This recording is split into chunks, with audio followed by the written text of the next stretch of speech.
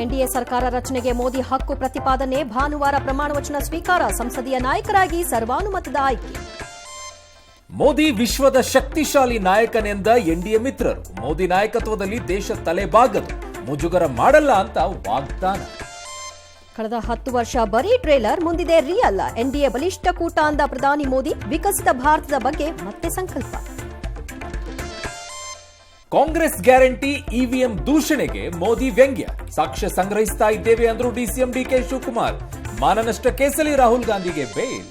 ವಾಲ್ಮೀಕಿ ನಿಗಮದ ಗೋಲ್ಮಾಲ್ಗೆ big twist, ಸಚಿವ ಶರಣಪ್ರಕಾಶ್ ಕಚೇರಿಯಲ್ಲಿ ನಡೆದಿದ್ದ ಸಭೆ, ಮತ್ತೊಬ್ಬ ಸಚಿವರ ರಾಜೀನಾಮೆಗೆ ಬಿಜೆಪಿ ಪಟ್ಟು.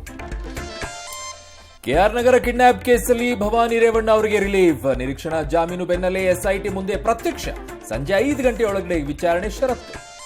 ರಾಜ್ಯದಲ್ಲಿ ಹಮಾರೆ ಬಾರಹ ಸಿನಿಮಾಕ್ಕೆ ಸರ್ಕಾರ ತಡೆ, 2 ವಾರ ಪ್ರದರ್ಶನ ಮಾಡದಂತೆ ಸೂಚನೆ, ಚಂದನ್ ಶೆಟ್ಟಿ ನಿವೇದಿತಾ ಗೌಡಗೆ ವಿಚ್ಛೇದನ ಮಂಜೂರು. ಬೆಂಗಳೂರಿಗೆ ಬಂತು 9 ಚಾರಣಿಗರ ಮೃತದೇಹ, ಕುಟುಂಬಸ್ಥರ ಕಣ್ಣೀರ ನಡುವೆ ಅಂತ್ಯಕ್ರಿಯೆ. ರಾಜ್ಯದ ಹಲವು ಜಿಲ್ಲೆಗಳಲ್ಲಿ ವರುಣಾರ್ಭಟ ಜೋರು.